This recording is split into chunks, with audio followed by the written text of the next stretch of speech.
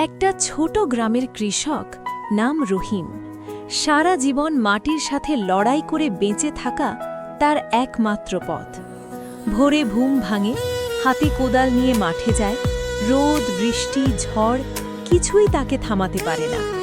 কিন্তু ভাগ্য যেন সব সময় তার বিরুদ্ধে। এক বছর খরা, আরেক বছর বন্যা, ফসল বারবার নষ্ট হয়ে যায়। তবুও রহিম হার মানেনি। নিজের সন্তানের মুখের দিকে তাকিয়ে আবার নতুন করে শুরু করেছে। একদিন সে নতুন পদ্ধতিতে চাষ শুরু করল। অনেক কষ্ট, অনেক চেষ্টা, শেষ পর্যন্ত তার জমিতে সোনালী ফসল ফলল। যে মানুষটা একসময় ধার করে চলত, আজ সে নিজের পায়ে দাঁড়িয়েছে। গ্রামের মানুষ এখন তাকে সম্মান করে, তার কাছ থেকে শেখে। এই গল্প আমাদের শেখায়, পরিশ্রম আর ধৈর্য থাকলে কোনো কষ্টই স্থায়ী নয়।